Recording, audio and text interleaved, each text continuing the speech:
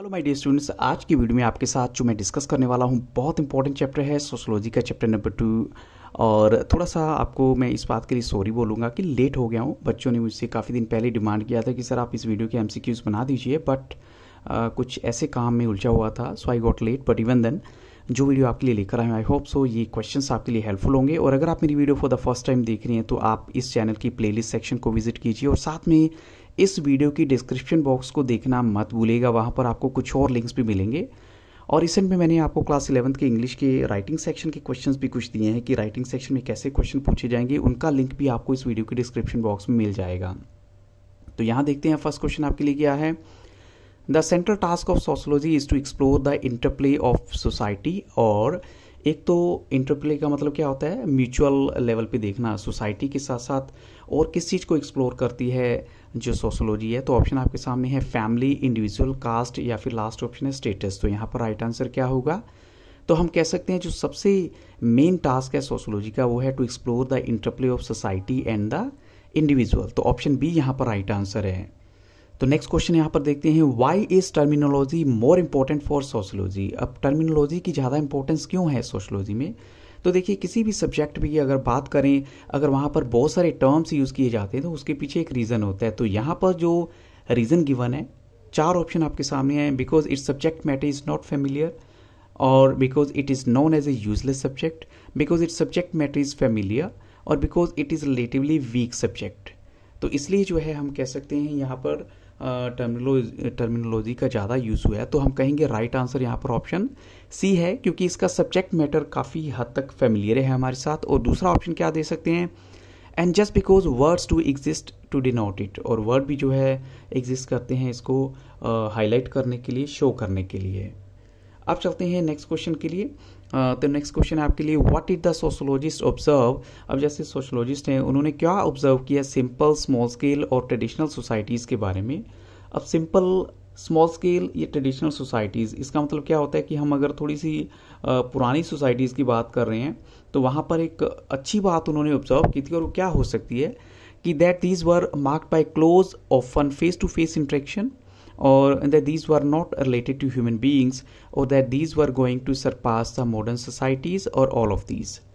तो यहाँ पर जो राइट आंसर क्या है, यस ऑफ कोर्स हम कहेंगे that these were marked by close often face to face interaction. की जो पुरानी सोसाइटीज़ होती थी उसमें क्या होता था, इनफॉर्मल वे से आप बातचीत कर सकते थे, आपको फॉर्मल होने की ज़रूरत नहीं होती थी, क्योंकि इसी से रिलेटेड है हमारा नेक्स्ट क्वेश्चन। और वहाँ पर देखिए मॉडर्न सोसाइटीज़ के बारे में उन्होंने क्या ऑब्जर्व किया है सोशोलॉजिस्ट ने। तो ऑप्शन आपके सामने गिवन है कि उनको मॉडर्न सोसाइटी में जो सबसे कॉमन चीज़ देखने में मिलेगी वो है, yes of course, formal interaction. वहाँ पर इनफॉर्मल इंटरेक्शन का काम नहीं है, हर कोई फॉर्मेलिटी के साथ बात करता है आज के टाइम में। ये थोड़ा सा मॉडर्न सोसाइटी में आपको देखने में मिलेगा। अब क्वेश्चन नंबर 5 देखिए, who saw society as conflict ridden. अब किसने जो है सोसाइटी को देखा था कॉन्फ्लिक्ट रिडन, यानी कॉन्फ्लिक्ट से भरी हुई है सोसाइटी। तो ऑप्शन आपके सामने गिवन है। तो अगर सभी के सभी ऑप्शंस को हम क्लोजली देखें, मार्क्सिज्म, सोशलिज्म, कम्युनिज्म या ट्राइबल कम्युनिटीज़, तो यहाँ पर राइट आंसर क्या है, तो यहाँ हम कहेंगे जो करेक्ट आंसर है मार्क्सिज्म सो सोसाइटी एज कॉन्फ्लिक्ट रिडन। उन्होंने देखा था कि सोसाइटी तो जो बहुत सारी कन्फ्यूजन से भरी हुई है। अब चलते हैं क्वेश्चन नंबर 6 के लिए, according to Karl Marx which were the key concept to understand society. उन्होंने कहा था कि कुछ ऐसे की कंसेप्ट हैं जो सोसाइटी को समझने में हेल्पफुल हो सकते हैं। तो वो कौन से कंसेप्ट हो सकते हैं, ऑप्शन आपके सामने हैं। और आई थिंक सो यहाँ पर आपको कोई डाउट नहीं होना चाहिए अगर आपने इस चैप्टर को अच्छे से गो थ्रू किया है। येस ऑफ कोर्स हम कहेंगे यहाँ राइट आंसर है option A, class and conflict. Class and conflict उनके अकॉर्डिंग की कंसेप्ट थे सोसाइटी को समझने के लिए। ऐसे ही अगर क्वेश्चन नंबर 7 में देखिए, एमिली डर्कहेम के according which were the key terms to understand society. उन्होंने कुछ टर्म्स बताए हैं जो सोसाइटी को समझने में हेल्पफुल हो सकते हैं, और वो टर्म्स क्या होंगे। तो यहाँ पर जो राइट आंसर है वो क्या है, यस ऑफ कोर्स हम कहेंगे सोशल सोलिडेरिटी और कलेक्टिव कॉन्शियस। अब ये क्या होता है कि जैसे आप कुछ मिलजुल के काम करते हैं तो एक खास बात इसमें क्या है कि कनेक्टिविटी से रहती है, इसलिए वो दो पॉजिटिव टर्म्स को उन्होंने लिया है जो सोसाइटी को समझने के लिए हेल्पफुल होंगे। और यहाँ पर देखिए फिर से टर्म्स वर्ड यूज़ किया गया है। तो अब चलते हैं नेक्स्ट क्वेश्चन के लिए, कास्ट, क्लास, मार्केट और स्टेट, ये किसके एग्जाम्पल हैं। तो ऑप्शन आपके सामने गिवन है, माइक्रो इंट्रैक्शन या सिविलाइज सोसाइटी के, मैक्रो स्ट्रक्चर्स या फिर सोशल हाइंड्रेंस की। तो यहाँ पर राइट आंसर क्या होना चाहिए, हम कहेंगे क्लास, कास्ट, मार्केट और स्टेट, ये एक्चुअल में एग्जाम्पल हैं मैक्रो स्ट्रक्चर्स के। मैक्रो स्ट्रक्चर्स का हम इनको एग्जाम्पल बोल सकते हैं। तो ऑप्शन यहाँ पर सी राइट आंसर है। Which one of the followings is not called the defining feature of human life. Human life का जो एक फीचर है वो नहीं कहा जा सकता। जैसे पहला क्या है कि वो इंटरेक्ट करते हैं एक दूसरे के साथ। नेक्स्ट ऑप्शन है दे किल ईच अदर और दे कम्युनिकेट और दे कंस्ट्रक्ट सोशल एक्टिविटीज़। तो यहाँ पर अब देखिए जो ह्यूमन फीचर्स की हम बात कर रहे हैं, जो डिफाइनिंग फीचर्स हैं ह्यूमन लाइफ के, ये भी पॉजिटिव है, ये भी पॉजिटिव है, ये भी पॉजिटिव है, but this is not positive. They kill each other actual में ये यहाँ पर राइट आंसर है, because we are talking about which one of the following is not called, इसलिए जो है दे किल ईच अदर ये नहीं कहा जा सकता defining feature of human life. अब चलते हैं क्वेश्चन नंबर 10 के लिए। Passengers waiting at railway station और एयरपोर्ट और बस स्टॉप और cinema audience, they are the examples of. तो ऑप्शन आपके सामने है क्राउड, कनेक्टिविटी, एग्रीगेट्स और all of these. Last option आपके सामने है ऑल ऑफ दीज। तो यहाँ पर राइट आंसर क्या होगा, तो यहाँ पर जो राइट आंसर है these are the example of aggregates. तो ऐसे जो एग्रीगेट्स होते हैं they are often termed as quasi groups. इनको कॉसी ग्रुप्स का नाम भी दिया गया है। अगर आपको ऐसा क्वेश्चन भी आ जाता है कि ऐसे एग्रीगेट्स को क्या नाम दिया जाता है तो वो है कॉसी ग्रुप। अब चलते हैं क्वेश्चन 11 के लिए। ये ब्लैंक आपको फिल करना है। लैक्स स्ट्रक्चर और organization and whose members may be unaware और less aware of the existence of groupings, what is this called, इसको क्या नाम दिया जाएगा। तो ऑप्शन आपके सामने है क्राउड, कनेक्टिविटी, गैदरिंग या लास्ट ऑप्शन आपके सामने है कॉसी ग्रुप।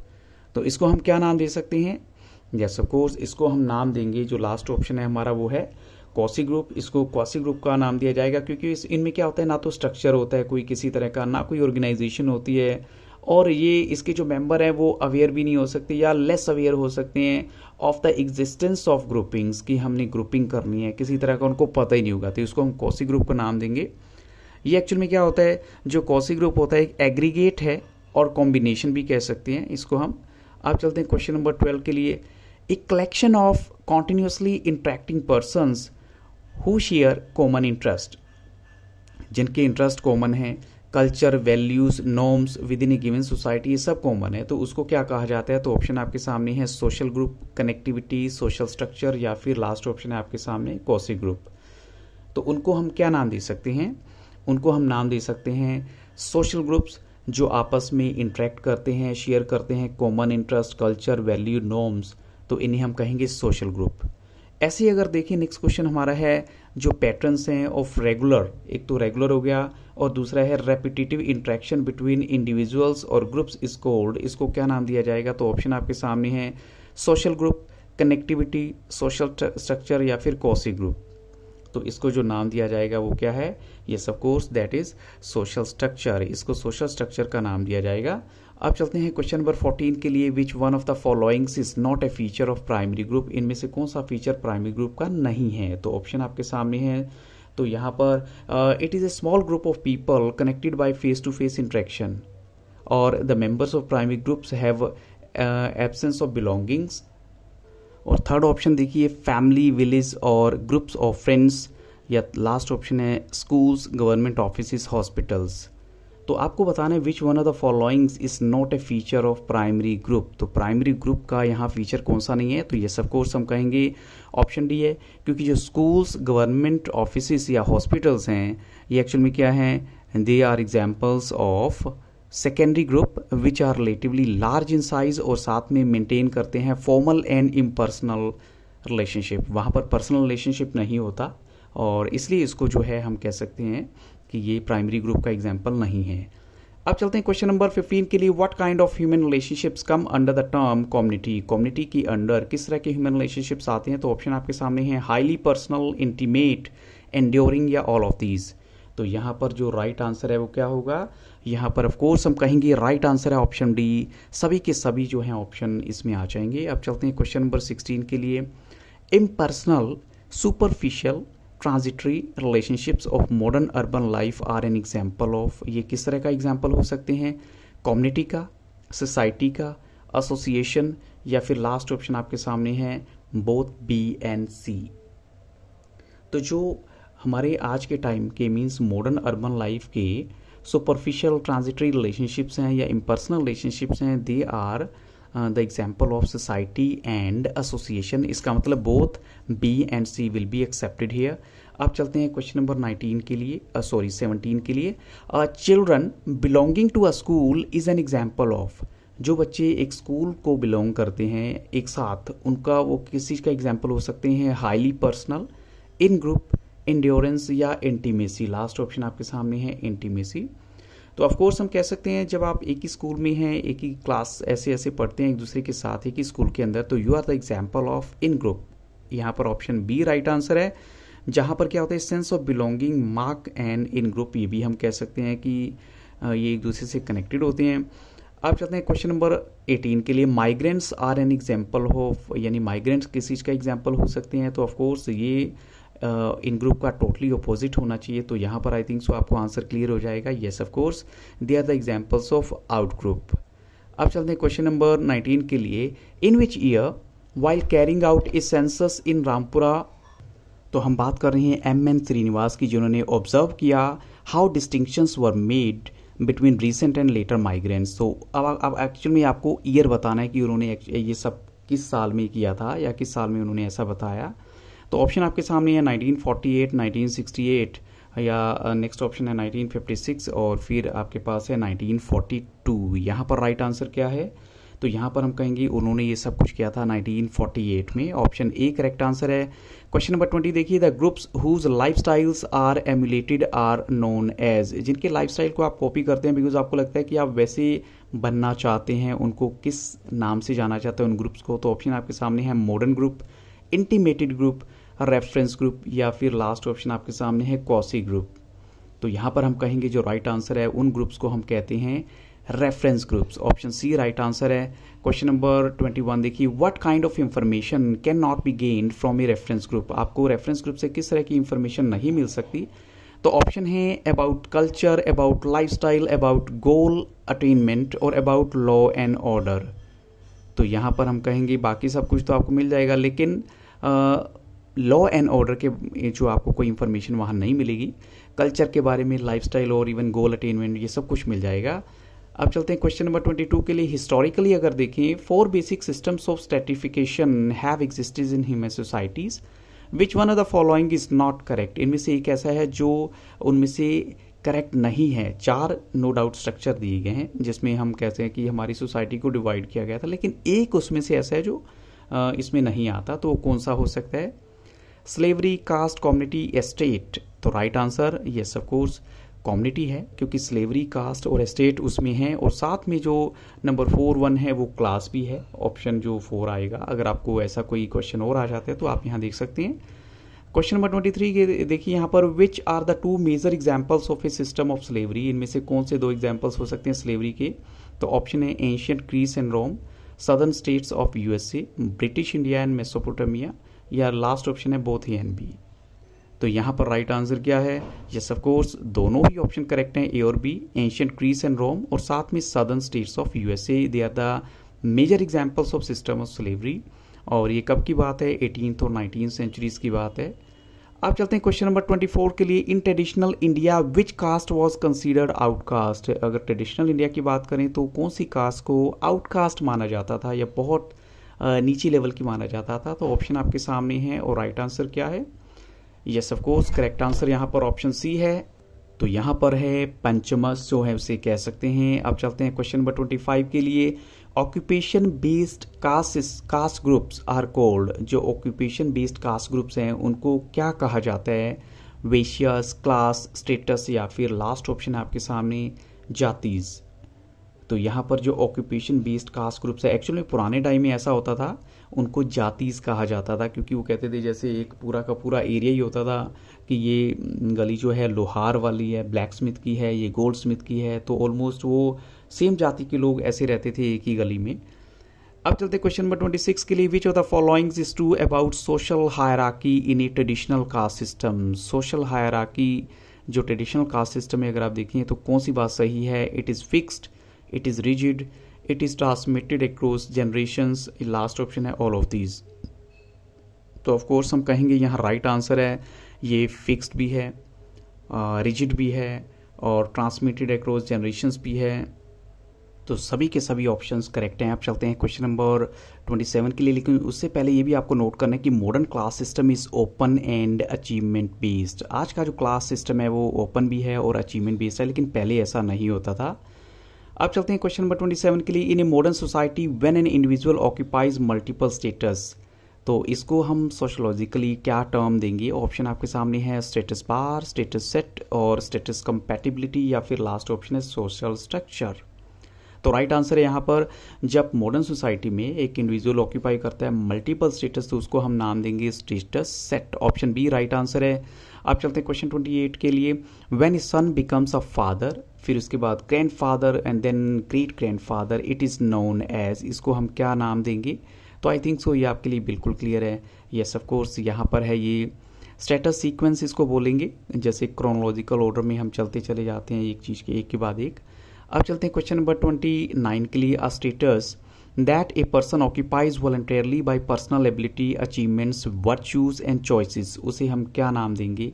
सपोज आपने कुछ अपनी एबिलिटी से अचीव किया है, कुछ आपकी स्पेशल क्वालिटीज़ हैं या आपकी चॉइसेस हैं, तो उस स्टेटस को क्या नाम दिया जाएगा? An achievement, an achieved status, a big boost और स्टेटस कंपैटिबिलिटी। तो उसे हम कहेंगे वो एक आपका अचीव्ड स्टेटस है। ऑप्शन बी यहाँ पर राइट आंसर है। क्वेश्चन 30 देखिए। The kind of value attach to a status और to the office is called, उन वैल्यू को हम क्या नाम देंगे? एरोगेंस, प्रेस्टीज, स्टेटस बार या स्टेटस सेट। तो यहाँ पर राइट आंसर क्या है?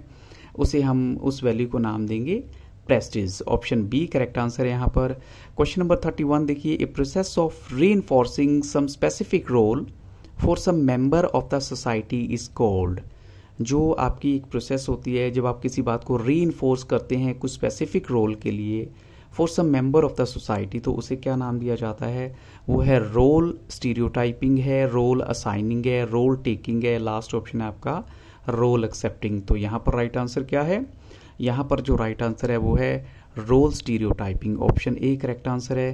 क्वेश्चन नंबर 32 देखिए। What helps individual to internalise social roles and learn how to carry them out, क्या चीज़ है जो किसी इंडिविजुअल को हेल्प करेगी इंटरलाइज सोशल रोल्स को इंटरनलाइज करने के लिए या फिर उनको कैरी करने के लिए जो है वो क्या चीज़ हेल्प कर सकती है? सोशलाइजेशन, नॉलेज, सोशल नॉर्म्स या ऑल ऑफ दीज। तो यहाँ पर ऑफ कोर्स एक ही वर्ड इनफ है उसके लिए, वो है सोशलाइजेशन, उसका होना चाहिए। अब देखते हैं ट्रू फॉल्स क्वेश्चन में। सबसे पहले आपके सामने है जो social control may be formal और informal, what do you think, true और फॉल्स? तो यस ऑफ कोर्स हम कहेंगे ये स्टेटमेंट बिल्कुल सही है। सोशल कंट्रोल फॉर्मल भी हो सकता है, इनफॉर्मल भी हो सकता है। ऐसे नेक्स्ट देखिए। Social control can be positive and negative, तो क्या लगता है आपको? यस ऑफ कोर्स ये स्टेटमेंट भी जो है बिल्कुल सही है, इसमें कोई डाउट नहीं है, ट्रू है यहाँ पर। अब चलते हैं क्वेश्चन 33 के लिए। When codified systematic and other formal mechanism of control is used, इसे क्या नाम दिया जाता है? तो इसे जो नाम दिया जाता है वो आपके सामने है, ऑप्शंस देखिए और राइट आंसर। तो हम इसे कहेंगे, देखिए जब किसी बात को कोडिफाइड करते हैं, सिस्टमैटिक भी हुआ, other formal mechanism of control, तो ऑफ कोर्स एक ही वर्ड यहाँ पर है वो है फॉर्मल सोशल कंट्रोल, इसे हम कहेंगे। और आपको एक ये भी नोट करना है, जो personal, unofficial and uncodified control, उसे हम कहेंगे इनफॉर्मल सोशल कंट्रोल। वोकैबुलरी में मैंने आपको एक वर्ड दिया, वो है नेटल, का मतलब होता है रेफर्स टू द टाइम और प्लेस ऑफ वंस बर्थ। तो ये इस वर्ड का मीनिंग है। So I hope so this video will definitely help you. और अगर आपको वीडियो अच्छी लगे तो लाइक जरूर कीजिएगा, क्योंकि आपको कोई फ़र्क नहीं पड़ेगा, लेकिन मुझे अच्छा लगेगा कि अगर मैंने आपके लिए एफर्ट किए हैं तो at least you are also liking my video. और इस चैनल को सब्सक्राइब कीजिए for further updates. So thank you very much and have very nice day.